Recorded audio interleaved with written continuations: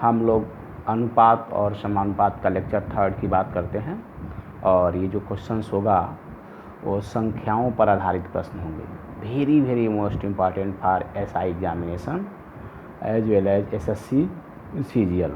ऐसे प्रश्न को सॉल्व करते समय आप ये ध्यान देंगे कि कई तरीके में बताऊंगा आपको, एक तरीके नहीं कई तरीके बताऊंगा और उस तरीके में से जो आपको तरीका अच्छा लगे उसको आप समझ लीजिएगा। जैसे पहला मैं तरीका बता रहा हूँ कि एक दुकान में पेंसिल, पेन और कॉपी का अनुपात इतना है। तो सबसे पहले आप लिख लीजिए पेंसिल रेशियो पेन रेशियो कापियाँ कितना रेशियो दिया हुआ है 10:2:3 दिया है। यदि दुकान में 120 पेंसिल हो तो पेंसिल की बात कर रहा है, 120 पेंसिल हो, ये आपकी पेंसिल है और पेंसिल का रेशियो आपका 10 है। तो सबसे पहले क्या देखना है कि अगर हम ये कहें कि कुल 120 पेंसिल, यानी आप लिख सकते हैं यहाँ पर पेंसिल की जो वैल्यू है वह 10 है, यानी 10 भाग जो है 10 भाग जो 10 भाग इसका है कितने बराबर है 120 के बराबर है। इसलिए इसका एक जो भाग होगा वह 120/10 यानी आपको मिल जाएगा 12। अब पूछ रहा है कापियों की संख्या। तो कापी का रेशियो क्या आपका है, कापी का रेशियो आपका 3 है।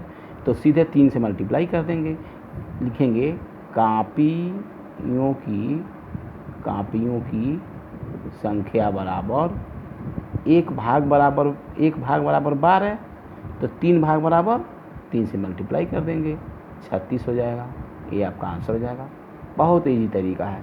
दूसरा तरीका बता रहा हूँ, मेथड सेकेंड ये होगा, आप देखिए किसका अनुपात दिया है, किसका निकालना है। देखिए पेंसिल दिया हुआ है और कॉपी निकालना है। तो पेंसिल दिया हुआ है और कॉपी, तो लिख दीजिए यहाँ पर पेंसिल अपान कॉपी।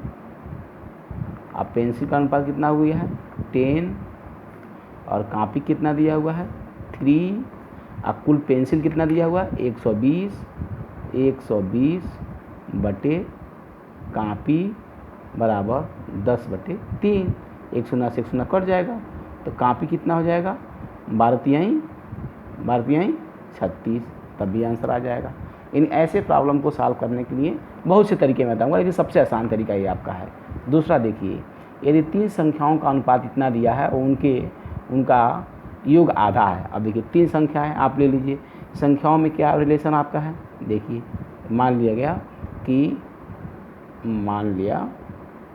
मान लिया संख्याओं के बीच जो संबंध है वह x है, यानी संख्याओं का जो रिलेशन है संबंध है वह x है। अब देखिए इसमें क्या करेंगे 3x लिख देंगे प्लस कितना लिखेंगे 2x लिख देंगे प्लस 1 में मल्टीप्लाई करेंगे x लिख लेंगे और उनका योग आधा है तो कुल योग कितना हो जाएगा 72 गुना के आधा दिया हुआ है, कुल योग निकाल लीजिए।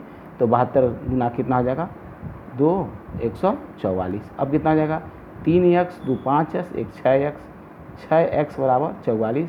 इसलिए x बराबर आपका 144/6, यानी 6 दूना के 12 और 6 चौको 24 आ गया। अब देखिए क्या कह रहा है कि सबसे छोटी संख्या का वर्ग।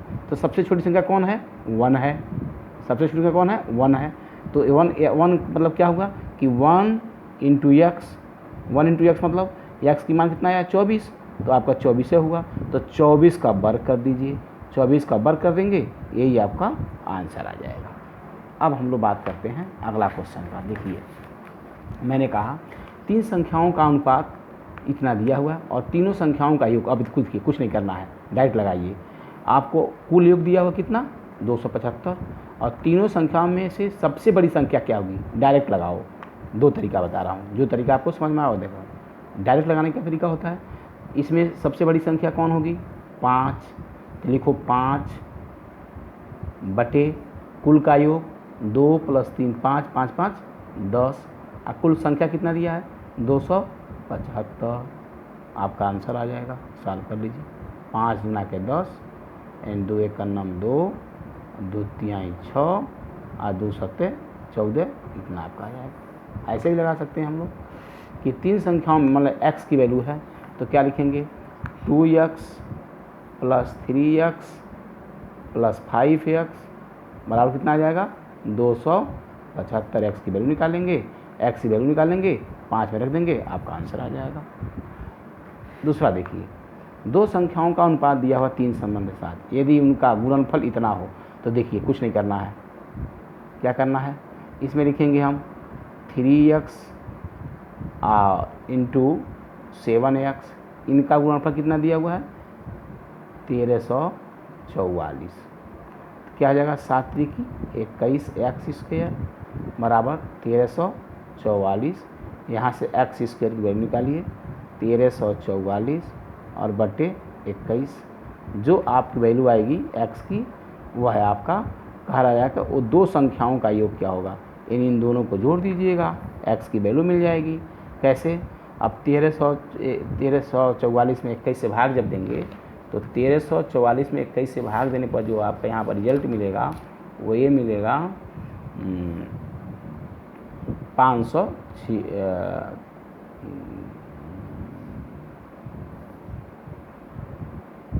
आप देख लीजिएगा इसको कैलकुलेट करके, ठीक है ना, कोई बात नहीं है। यहाँ से x² की वैल्यू आ जाएगी 64, इसलिए x हो जाएगा 8 × 8 = 64, 8 आ जाएगा। ठीक बेटा, अब कुछ नहीं करना है। कह रहा है दोनों संख्याओं का योग, तो इसमें ये संख्या कौन होगी 3 और इंटू 8 + 7 इंटू 8, यही आपका योग हो गया और आपका आंसर हो गया। यानी 8 त्रिकी 24 और 60 बटी 56, ये आपका संख्याओं का योग हो जाएगा। 6 4 10 और 4 6 1 7, यही आपका आंसर हो गया। अब